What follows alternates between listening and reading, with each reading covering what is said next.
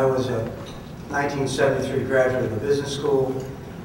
My second co-op job, I went to a small company which was just getting into the outpatient dialysis field, and it was a newer industry at the time. And I was fortunate enough to work there for several years and then grow with the company as it grew. It became the biggest outpatient provider in the world right now. Excuse me. And I think I was kind of somewhat a rising tide lifts all boats, and I was a beneficiary of that. But I spent 25 years there. I really grew with the industry, got to know the industry, and in the mid-90s, the company went through a merger with a German manufacturer who was more of a takeover than a merger. And at that time, a couple of colleagues of myself that had worked there for many years decided we wanted to go out and break out on our own. And as Joe mentioned, we all had pretty good senior positions in the company, and it was a risky move to take, but we saw an opportunity. And the opportunity was a unique business model which was not really that prominent in the outpatient dialysis field, and it was basically quite simple.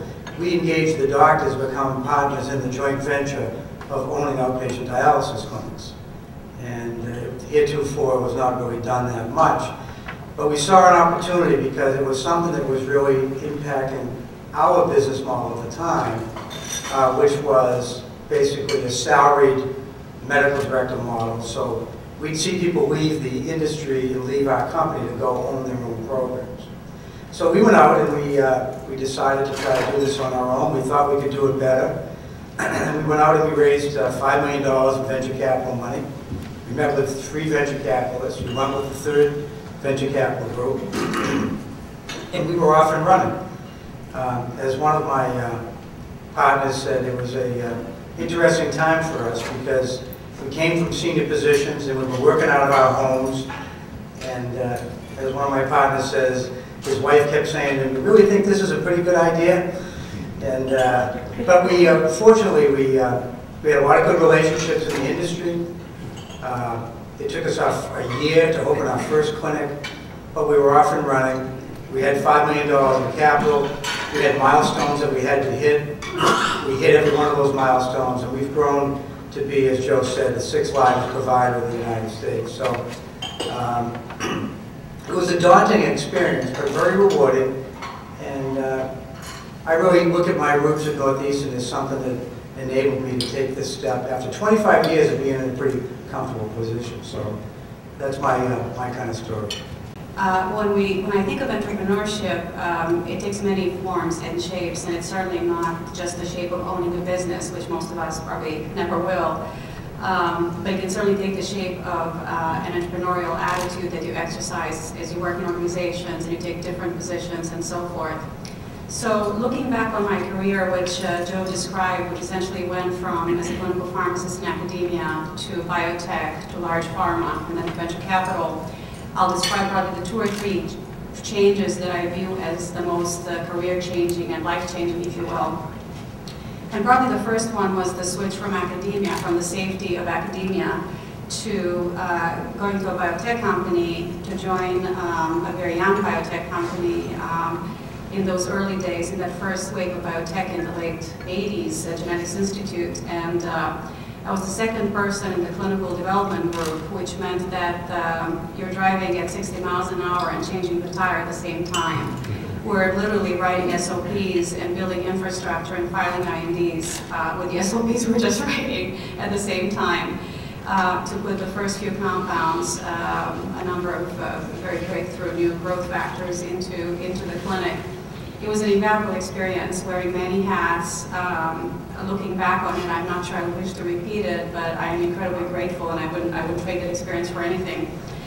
And then continuing to grow and work in a diverse number of therapeutic areas in the sort of traditional CR&D roles that one has. I stayed with American Home Products when it purchased Genetics Institute a few years later, actually 10 years later. And probably but I should mention Northeastern because it actually played a key role in my change from academia to biotech. I got very involved at Dana-Farber in a number of research programs. I was the first pharmacist that was on the ARB. I actually had a couple of my own protocols that I was running.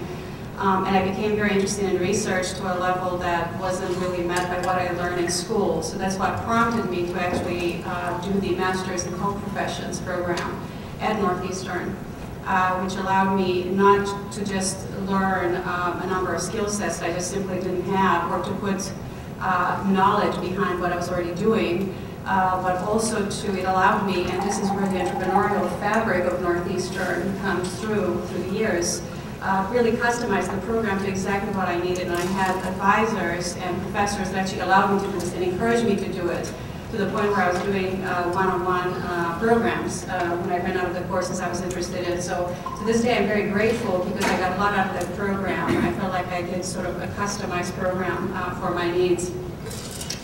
So probably the second big change was going from a very comfortable role in clinical research and development at Wyeth, a role where I had practically hired everybody in my group. I had a drug that was just approved, a very successful drug that I had taken from first in man to approval.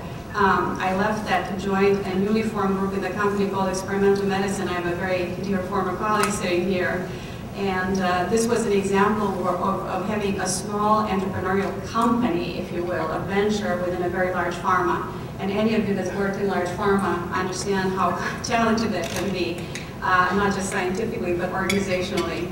So we were a group of 30 in a company of 60,000 people trying to champion the whole idea of translational medicine, better interface between discovery and development, finding biomarkers to run more informed trials within the organization, not just with the opinion leaders worldwide.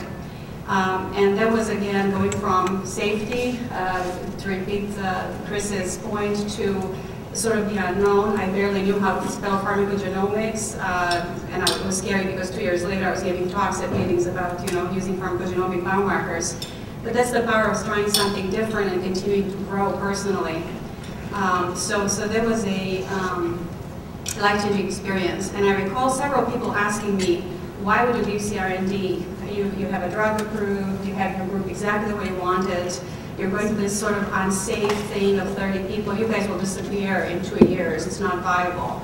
And my response was, if we disappear in 2 years, I will probably be one of 300 people worldwide that have done this. So I view this as a highly marketable opportunity for me personally and growth. So again, I think you have to go with what your gut tells you, and even though it stretched me way out of my comfort zone scientifically, it was an invaluable experience. So I view it as one of the highlights of my career, as probably Catherine does. And the largest and the latest leap of faith in my career is recent, about 3 years ago, when I was networking extensively, looking at opportunities in biotech, where I thought I would end up in a senior development role. I serendipitously met a number of venture capital people, and one of the firms asked me to come in and interview. And I went in convinced they would lead nowhere because I'm not an investment banker, but I thought what a great opportunity to meet people and get their perspective of today's biotech model. And things continued to the point where actually I had an offer to consider. And I joined them. So it was a whole repackaging of all the skill sets in a totally different way. And I obviously haven't regretted it, and I would encourage you to stay very, very open. I think staying open and not a priori dismissing things because, oh, that's too different, I could never do that. At least explore it and don't rule out the possibility.